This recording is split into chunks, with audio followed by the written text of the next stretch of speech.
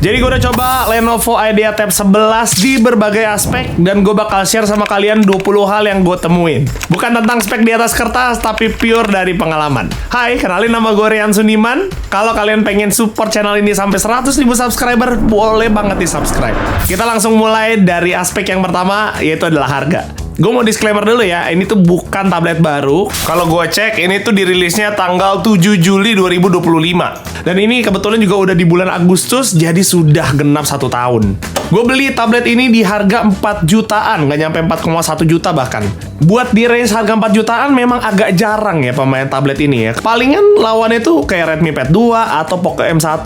Tapi kalau mereka itu 4 jutaan cuma dapat tablet doang. Sedangkan kalau ini langsung dapat keyboard dan dapat stylusnya. Jadi menurut gue sangat worth it. Tapi jangan nonton sampai sini karena masih ada banyak aspek yang bakal gue jelasin. Ada plus, ada minusnya juga soalnya. RAM-nya dia cuma ada satu di 8GB. Kalau buat storage ada yang 128GB sama 256GB. Tapi better kalau misalkan kalian mau beli yang 256GB aja. Kalau gue beli yang 128GB karena cuma buat kebutuhan review. Untuk networknya cuma ada yang WiFi only doang. Masuk ke aspek desain, buat gue segi desain, segi materialnya udah cukup oke. Desainnya juga cakep dan ikonik banget sama tabletnya Lenovo. Karena beberapa kali gue udah sempet review tabletnya mereka. Kalau di tablet memang jarang banget ya ada IP rating, jadi sangat hati-hatilah kalau misalnya kena air atau mungkin kemasukan debu. Berarti kalau dipegang kayak gini enteng, dan waktu ditimbang berarti masih di bawah 500 gram. Nah, gue udah sempet tes juga kalau misalnya dipakein keyboard dan ditimbang, itu beratnya 964 gram. Masih lebih enteng daripada kalau bawa laptop sih. Buat warna, mereka keluarin dua ya. Ada yang grey sama yang ada polar blue. Gue pilih yang polar blue biar lebih gonjreng aja gitu. Waktu gue cek di sini nggak ada slot SD card ya. Makanya waktu pemilihan storage, ya itu kalian harus pertimbangin bener-bener. Dan untuk headphone jack ternyata masih ada. Ini posisinya tuh persis banget kayak di Samsung A11 Plus. Langsung ya kita masuk ke aksesoris. Yang pertama gue pengen bahas dari segi keyboardnya dulu. Di keyboardnya itu nggak ada magnetnya, jadi waktu ditutup nggak langsung ngeklik gitu, kayak agak ngeplek-ngeplek gue berasanya. Di sini udah pakai pogo pin di bagian bawah, jadi menurut gue ini udah sangat proper. Dan angle dari keyboard ini pastinya cuma satu ya, karena dia harus tempel ke magnet gitu. Buat gue pribadi magnetnya juga kenceng, jadi no issue.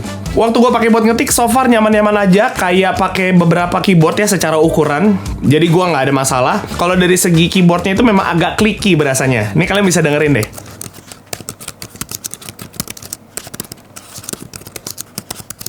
Nah, buat gue pribadi, materialnya tuh nggak se-oke dari beberapa keyboard yang pernah gue coba. Kalau untuk settingan dari keyboardnya paling ada shortcut.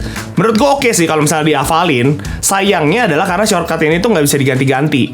Paling bisa di on-off doang gitu. Karena menurut gue kalau shortcut ini bisa diganti-ganti, atau bahkan lu mau buka aplikasi bisa di setting shortcutnya, itu bakal jauh mempercepat kerjaan gitu. Ada juga nih settingan kalau misalnya keyboardnya kepasang langsung pindah ke PC mode. Cuman kalau gue pribadi gue nggak suka ya, jadi gue akan tetap ke tablet mode aja. Ada pilihan juga kalau misalnya kita disconnect keyboardnya, PC mode-nya juga bakal ke exit. Tapi kalau gue di sini gue turn off. Nah, yang mana karena di bagian dalamnya ada tempat buat taruh stylus. Karena memang tablet ini tidak ada magnetnya ya, jadi kalau ada stylus pun ya nggak bisa ditempel-tempel gitu. Dan jujur buat gue ya, untuk ngambil stylusnya butuh adaptasi ya, nggak secepat itu guys. Oke, sekarang kita akan langsung masuk ke stylusnya mereka.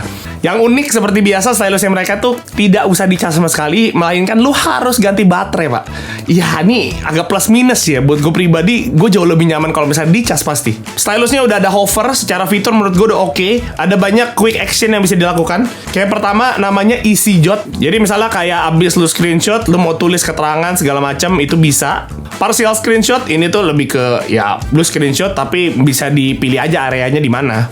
New Note, lu bakal langsung keluar quick note gitu. Abis itu lu tinggal tulis-tulis aja di sini. Virtual pointer ini enak kalau misalnya kalian mau pakai buat presentasi. Jadi kayak ada semacam tanda-tandanya gitulah. Magnifying glass juga menurut gue oke ya kalau misalnya mau dipakai buat presentasi. Jadi kalau misalnya kalian tandain nih di beberapa lokasinya, dia bakal kayak ada kaca pembesarnya gitulah. Buat scribble juga bisa ya. Jadi kalau misalnya kalian males ketik-ketik sendiri pakai keyboard, bisa tulis aja langsung jadi teks. Gue kasih sedikit tips lah nih biar pakai stylusnya lebih enak. Kasih simbol begini buat tambahin teks di tengah-tengah. Tulis kayak huruf L gitu kalau misalnya kalian pengen pindahin tulisannya itu ke bawah. Nah, ada yang unik dari si stylus ini karena di tablet ini tuh bisa keluarin suara gitu loh waktu dicoret-coret. Ini kalian bisa dengerin.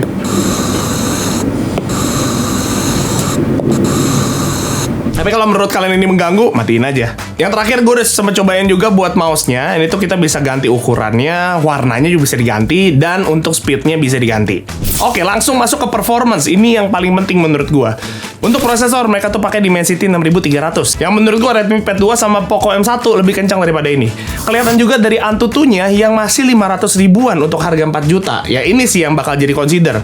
Karena waktu kemarin, kalau kemarin gue kan beli Samsung A11 Plus gue tuh masih di harga 2 jutaan ya, 2 juta 3 juta lah. Itu bahkan dapat Antutu-nya tuh lebih daripada ini gitu. Jadi jelas kalau misalnya kita ngeliat dari sini, ya performance-nya kita nggak bisa punya ekspektasi terlalu tinggi. Kalau buat buka aplikasi sebenarnya udah cukup oke, tapi dari yang gue rasakan selama gue pakai, memang agak berasa kayak patah-patahnya tuh berasa gitu, nggak se-smooth itu. Walaupun kalau dibilang mengganggu apa nggak terlalu sih. Untuk ngebootingnya dari mati ke nyala, kita udah sempet tes juga, dan di sini dapat di 36 detik. Nah, sekarang langsung masuk ke realnya nih, main game. Bisa apa enggak, ya kak? Kita coba ada 3 game. Yang pertama, yang normal-normal dulu, Mobile Legends. Kita pakai rata kanan, cobainnya selama 30 menit ya. So far kalau untuk dari segi grafik rata kanan sih aman-aman aja dan playable aja gitu. Cuman yang dirasain itu karena wifi-nya tuh suka ngedrop, jadi agak mengganggu gitu loh. Lanjut main PUBG, ini tuh untuk grafiknya bisa paling tingginya di SDR dengan frame rate ultra. Sebenarnya di sini juga playable aja, nggak ada masalah yang berarti. Cuman paling kalau misalnya kalian membutuhkan gyroscope, ini tuh nggak ada. Yang terakhir main Wuthering Waves. Ya, pastinya kalau gue saranin kalian mainnya tuh di grafik low ya. Walaupun memang di performance itu tuh bisa-bisa aja. Cuma gue pribadi memang ngeliat ini tuh agak berat gitu guys. Jadi kalau misalnya main Wuthering Waves, mainnya di low aja. Pada intinya sebenarnya kalau misalnya kalian mau cari tablet buat main game, gue nggak bakal saranin tablet ini sih. Oke, sekarang masuk ke UI-nya mereka. Kalau buat Android-nya di sini udah Android 16. Nah, buat bloatware jujur aja nih agak lumayan banyak ya guys ya. Jadi kalau misalnya kalian merasa nggak penting amat, ya udah hapus-hapusin aja. Kalau buat customize juga sebenarnya normal-normal aja. Cuman yang menarik kalau misalnya buat ganti-ganti icon, ini bisa cukup spesifik ya. Mau bulat, mau kotak, mau rounded dan lain-lain itu bisa. Dan kalau misalnya kalian mau ganti-ganti tema, bisa juga di sini. Untuk PC mode ada ya, karena tadi gue juga udah sempat mention di awal keyboardnya itu bisa connect ke PC mode. PC mode-nya juga menurut gue secara tampilan menarik ya, karena memang mirip dan persis-persis aja gitu kayak Windows 11, ya nggak sih? Nah cuman yang paling oke buat gue adalah Smart Connect-nya mereka. Ya jadi memang di semua tabletnya mereka itu pasti punya Smart Connect, dan buat gue ini fitur yang gokil banget. Karena ini fitur gak rasis juga ya, tanda kutip. Nggak harus pakai Lenovo, harus pakai laptopnya dia atau komputernya dia gitu ya. Pakai komputer apapun bisa, bahkan termasuk Mac waktu itu gue sempet coba juga bisa gitu. Ini kita pakai komputer all-in-one gitu ya, dan kita udah coba konekin Smart Connect-nya. Gampang juga buat konekin ya, tinggal di scan aja barcode-nya dan masuk. Di dalamnya itu ada beberapa fitur ya, ini gue nggak akan bahas selengkap itu, cuman yang penting-penting aja. Kayak yang pertama buat mirroring. Jadi kalau misalnya layar kalian ini mau dimasukin ke laptop atau ke PC-nya itu bisa. Dan gue amazed karena waktu gue cobain ini tuh gue ngerasanya nggak nge-lag ya, sangat responsif buat gue. Waktu gue nonton video pun dia nggak patah-patah. Karena waktu itu gue sempat coba juga di tabletnya Moto ya, Moto 60 Pad Neo ya kalau nggak salah. Itu masih agak patah-patah ya. Gue nggak tahu apakah karena sekarang udah lebih optimis atau gimana. Terus ada yang namanya cross control, di mana mouse yang ada di PC itu bisa connect ke tablet. Buat gue nih gila banget. Jadi kalau misalnya kalian mau jadiin ini second screen, itu bisa tinggal pakai cross control ini tadi. Udah lu tinggal pindah-pindahin dan lu bahkan ketik-ketik juga bisa. Dan terus juga di sini ada webcam. Kalau misalnya kalian merasa webcam di komputer atau laptop kalian nggak oke, bisa pakai webcam media. Buat pindahin file juga jadi gampang. Ada yang namanya Share Hub. Jadi kalau misalnya mau kirimin foto atau video gitu ya, tinggal taruh-taruh di sini aja, dan itu langsung connect ke Share Hub yang ada di PC-nya. Simple banget sih, Pak. Oke, masuk ke bagian Office nih buat kalian yang mungkin pekerja-pekerja yang butuh Word, Excel, PowerPoint. Oke nggak bang? Ya jujur masih banyak yang lebih oke ya. Karena ini tuh WPS-nya masih WPS yang biasa gitu ya, bukan WPS PC-like. Tapi kalau untuk kebutuhan yang normal atau kebutuhan yang biasa-biasa aja, harusnya WPS yang biasa ini tuh udah cukup banget. Kayak VLOOKUP kita cobain tuh udah bisa. Tapi memang kayak untuk makro, equation, itu nggak bisa ya. Kita udah sempat cobain juga nih pakai template PowerPoint-nya, itu juga aman. Bahkan kalau misalnya mau presentasi dari PowerPoint-nya mereka juga udah oke. Masuk ke aspek selanjutnya itu adalah editing. Kalau dari performance tadi jujur aja memang agak mengkhawatirkan di soal editing ini. Untuk editnya kita pakai CapCut Pad. Ya jadi udah nggak pakai CapCut biasa lagi, nggak level bro. Untuk playback video 4K ini tuh masih tergolong lancar sebenarnya ya, kalian bisa lihat sendiri.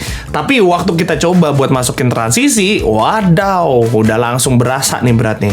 Ditambah lagi 2 special effect ya biasa, makin berat lagi. Jadi agak kurang rekomen sih buat kalian kalau misalnya mau pakai buat edit. Walaupun kalian editnya juga nggak bakal 4K dan gua nggak saranin juga sih. Kita lihat ya dari segi rendernya tuh dapat berapa lama. Untuk video sekitar 1 menit 30 detikan. Kalau kalian bisa lihat ya, ini tuh rendernya juga tergolong lama ya. Dia bisa tembus di 1 menit 22 detik. Jadi hampir mirip kayak videonya cuy. Oke lanjut, kita bakal masuk ke AI. Gue harus bilang kalau untuk erase objek, erase foto, dan lain-lain itu nggak ada ya. Jadi memang agak minim dalam hal itunya. Cuman paling banyak AI yang ditemukan itu paling di notes-nya mereka.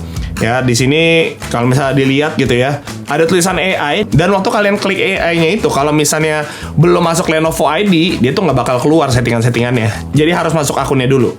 Kalau udah masuk, kita tinggal klik aja. Nah, ada 3 pilihan. AI Continue Writing, ya, jadi kayak dia bakal ngelanjutin gitu tulisan-tulisan kalian. AI Rewrite, sama AI Summary. Nah, sebenarnya waktu kalian pencet misalnya continue writing gitu ya, dia bakal ada loadingnya dulu. Di sini tuh ada pilihannya lagi yang kalian bisa pilih sebenarnya. Ya, dan ada normal, formal, professional, casual gitu. Di bagian kanannya kita bisa ganti lagi nanti ya. Mau expand atau detailed. Kalau misalnya udah, tinggal klik insert. Di rewrite juga sama ya, jadi kalian bisa ganti ke detailed, expand, atau summary. Ya menurut gua agak berguna sih kalau buat ngerapiin file atau tulisan-tulisan yang ngasal gitu. Nah sekarang kita akan langsung masuk ke note-nya mereka deh. Nah note-nya ini kan kalian bisa lihat ya, settingan-settingannya jujur aja gue harus bilang gitu ya, ini tuh agak minim sih pak. Terutama buat settingan teksnya mereka gitu ya. Nih misalnya nih gue blok, terus habis itu buat apa? Buat bold dan lain-lain itu gue nggak nemu sama sekali cuy di sini. Yang biasanya pasti ada lah buat ganti ukuran ke, di stabilo ke, atau mungkin dikasih warna. Ini tuh nggak bisa sama sekali coy. Jadi agak cukup mengecewakan ya guys ya. Kalau misalnya kalian pengen tambahin tulisan tangan handwriting ya tinggal dipencet bagian sini, terus diklik ya dia bakal apa ya, kayak ada satu kotaknya lagi gitulah di bagian bawahnya. Jadi emang nggak bisa nyampur gitu ya tulisan ketikan sama handwriting. Jadi gue bisa katakan notesnya nggak terlalu oke ya, karena sangat-sangat minim secara fiturnya. Nah tapi kalau buat handwriting notes, mereka tuh siapin namanya Nebo. Bahkan gue pernah ngerekomendasiin aplikasi ini juga buat temen gue yang kayak lagi nyari kalau buat nyatet-nyatet itu tuh pakai aplikasi apa ya? Ya gue rekomendasiin ini gitu. Ini misalnya kita pengen tambahin, kita tinggal klik plus aja notebook. Nah itu ada size-nya, terus orientation-nya mau portrait atau landscape, warna papernya itu bisa kita ganti, dan pattern-nya. Walaupun pattern ini nggak sebanyak itu, cuma ada 4, tapi buat gue pilihannya udah cukup esensial gitu ya. Warna covernya juga itu bisa ganti. Udah, bisa tinggal tulis-tulis, dan di bagian kirinya tuh ada page-nya yang kalian bisa tambah-tambahin. Harusnya kalau buat handwriting ini udah lebih dari cukup. Ada lagi satu aplikasi ya yang buat gue unik, walaupun gue juga nggak bakal pakai, namanya MyScript Calculator. Jadi kalau misalnya kalian banyak pakai untuk hitung-hitungan, ini tuh sangat ngebantu banget ya harusnya ya. Kayak misalnya ada hitungan 2/2 ditambah 4 akar 4 sama dengan berapa. Dia bisa langsung kasih jawabannya dan bisa langsung ngebaca apa yang kalian tulis. Misalnya soal-soal matematika yang kompleks, itu bisa di sini. Sekarang gue bakal langsung masuk ke layar ya. Menurut gue sebenarnya udah sangat cukup kalau dari segi layar ya. Ukuran normal di 11 inch, jadi nggak kecil-kecil banget, dan gedenya tuh pas buat gue pribadi. Dia udah dipakai jenis layar IPS LCD normal, nggak ada masalah. Resolusinya udah cakep di 2,5K. Walaupun kalau misalnya kita masuk ke YouTube gitu ya, resolusi yang didapetin ini memang nggak sepol itu. Dia ada di 1440p dengan 60 fps dan HDR-nya belum support. Netflix juga ada Wideview L1, kalian bisa ngelihat sendiri juga untuk kualitas gambarnya. Nah, gue pengen masuk ke refresh rate. Uniknya memang refresh rate-nya ini tuh kagak ada settingan sama sekali pak. Waktu kita cari-cari gitu ya, nggak ada tulisan refresh rate, yang biasanya kita bisa ganti kan 60, 90. Padahal si tablet ini tuh bisa tembus ke 90 Hz. Gue pikir kan 60 Hz awalnya gitu, tapi ternyata 90 Hz. Nah, cuman kan kita nggak bisa langsung percaya juga nih, wah 90 Hz pasti nih semuanya berjalan. Karena beberapa kali tablet gue cobain, bilangnya 120 lah, tapi tetap jalannya 90 doang lah, atau bahkan ada yang 60 doang gitu ya. Jadi agak ketipu nih kita nih ya. Jadi kita real test ya, show FPS-nya kita nyalain, dan kita langsung cobain di beberapa aplikasi kayak di Instagram, TikTok, YouTube, itu terutama yang esensi. Dan ternyata semuanya dapat 90 Hz dengan stabil, which is Good. Kalau untuk brightness ini maksimal di 500 nits. Kalau di dalam ruangan sih menurut gue udah cukup. Tapi kalau untuk di luar ruangan memang tergantung kali ya. Karena layar-layar begini tuh pantulannya agak berasa. Jadi kalau misalnya terik banget sih mungkin agak kesusahan ngelihatnya. Yang gue suka dari tablet ini adalah sleepnya bisa sampai never. Karena banyak banget tablet yang gue review dan sangat sedikit yang bisa never. Sekarang kita masuk ke aspek speaker. Dan di sini speakernya normal ya, ada 4 quad speaker artinya. Dan udah Dolby Atmos juga. Cuman gue harus bilang terus terang waktu gue pakai sangat gak happy gue dengan speakernya. Entah kenapa gitu ya, gue berasa speakernya kayak agak over compress mungkin gitu ya. Terus juga dari segi suaranya tuh nggak terlalu kenceng gue ngerasanya ya. Entah kuping gue yang budak atau enggak. Cuman kalau gue bandingin dengan beberapa tablet gue ngerasa ini tuh tergolong yang agak kecil suaranya. Dan detailnya tuh agak kurang bagus gue ngerasanya. Gue udah sempet berusaha untuk mencoba apakah bisa diperbaiki ya dengan preset yang ada. Dia tuh ada sih preset-presetnya, gue coba ganti-ganti. Tapi gue ngerasanya nggak ada sesuatu hal yang signifikan berubah lah intinya. Jadi gue nggak happy dengan speakernya. Untuk custom EQ juga di sini tidak ada. Oke, sekarang gue akan masuk ke external monitor. Yang pertama untuk wireless ya, kayak misalnya kalian pengen konekin ke TV ya, di sini jujur aja nggak ada. Kalau misalnya buat ke laptop tadi kan gue udah sempet bahas juga harus pakai smart connect ya, dan itu sangat possible. Kalau misalnya HDMI bisa nggak bang? Sorry to say, dan sangat disayangkan karena ini tuh nggak bisa ya, karena USB-C-nya itu baru 2.0. Yang menurut gua agak cukup minim gitu ya untuk USB-C-nya. Masuk ke multitasking ya. Buat multitasking ya, karena memang RAM-nya ada 8 GB, harusnya udah sangat cukup ya. Ini kita udah sempat cobain juga buat buka 2 aplikasi gitu ya. Gua pribadi kemarin juga sempat nyatet-nyatet itu pakai split screen. Gua sih nggak ada masalah dengan split screen-nya, fine-fine aja. Dan kalau misalnya kita pengen gaspol gitu ya si split screen-nya ini dan floating, itu floatingnya bisa kita buka 5 sekaligus plus ada 2 split screen di bagian belakang ya. Tapi jujur aja gue nggak terlalu saranin ya guys ya, karena memang balik lagi secara performance gue ngerasanya agak nggak terlalu oke gitu ya. Dan ya gue ngerasanya tidak terlalu sesmooth itulah. Cuman kalau dibilang bisa apa enggak, ya bisa-bisa aja sebenarnya. Nah, masuk ke storage. Ini hal yang buat gue penting banget buat kalian tahu. Apalagi kalau misalnya kalian butuh untuk pindah-pindahin file pakai tablet ini. Nah, kita tuh sempat colokin ya SSD kita ke sini. Dan abis itu, waktu kita ngeliat, ada sih tulisannya, nama SSD-nya tuh ada. Tapi filenya tuh 0. Jadi nggak kebaca sama sekali guys. Untuk di Antutu storage test kita juga udah sempat cobain. Memang dapetnya agak kecil ya, cuma di 30 ribuan. Read sama write-nya juga tergolong kecil menurut gue. Read-nya cuma 500-an dan write-nya cuma 400-an. Jadi, wah ini buat gue agak lumayan matters ya buat beberapa orang yang mungkin mau pakai tablet untuk pindah-pindahin file. Jadi sangat-sangat tidak bisa gitu. Kalau untuk security, gue nggak ada masalah gitu ya. Face unlock bisa, kayak buat pattern juga bisa. Walaupun memang pastinya untuk fingerprint nggak ada, dan gue sih nggak ada masalah sama sekali untuk itu. Nah, untuk kamera, ya, jujur aja gue ngerasa untuk kameranya nggak terlalu oke. Kalian bisa lihat sendiri dari testing gue. Menurut gue agak pucet ya. Entah ini memang dari layarnya atau memang dari kameranya itu sendiri ya. Exposure-nya juga masih agak naik turun gitu ya, walaupun nggak separah itu menurut gue. Ya ini padahal di sini kan lightingnya cukup lengkap ya. Jadi bukan kekurangan lighting atau terlalu gelap gitu ruangan gue. Memang kayak inilah kualitasnya so far. Dan gimana dengan suaranya, dengan mikrofonnya, kalian juga bisa nilai di kolom komen. Nah, tapi yang menjadi lebih masalahnya adalah karena waktu kita cobain di Zoom, itu nggak bisa ganti virtual background. Ini yang buat gue agak sangat mengecewakan gitu ya. Untuk beberapa orang yang mungkin merasa penting atau memang pakai ini buat Zoom meeting, nggak oke sih menurut gue. Sayang banget, harga 4 juta loh. Kalau misalnya 2 juta oke lah, gue masih sangat wajarkan gitu. Lanjut ke bagian network. Networknya ini juga cukup mengecewakan kalau misalnya gue lihat dari spek. Ini tuh baru Wi-Fi 5 ya, yang rata-rata orang-orang tuh udah Wi-Fi 6. Makanya itu dia menjawab juga nih kenapa sih Mobile Legends waktu kita main tuh agak rada-rada nggak stabil secara Wi-Fi. Mungkin karena itu. Kalau misalkan kalian ngerti pengertian lebih lanjutnya, boleh bantu gue di kolom komen deh. Dan ini kita coba speed test Wi-Fi yang ada di studio.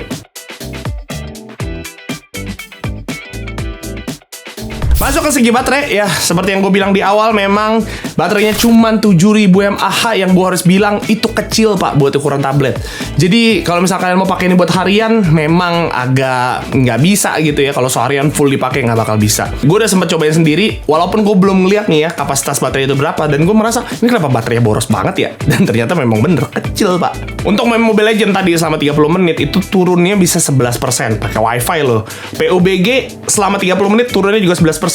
Dan main Wuthering Waves ya cuma sekitar 15 menit turun turunnya udah 10%. Dan yang terakhir kita bahas dari charging atau chargernya mereka yang sangat sayang karena dayanya cuma 20 watt.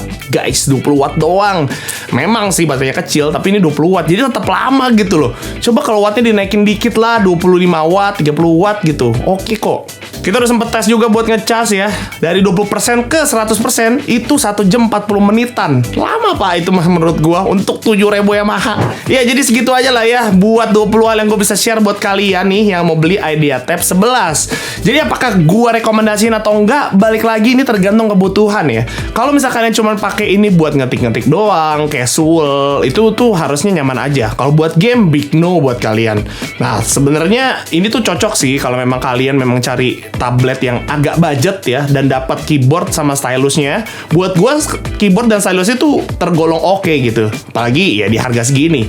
Cuma kalau misalnya kalian mau ambil yang performance yang lebih tinggi, better menurut gua ambil si Redmi Pad 2 Pro atau Poco M1 itu jauh lebih worth it kalau secara tabletnya. Karena baterainya mereka tuh tembus 12.000 mAh. Beda goceng pak, gila gak? Tapi memang secara aksesoris lu perlu beli sendiri ya dan harganya pasti jauh lebih mahal gitu.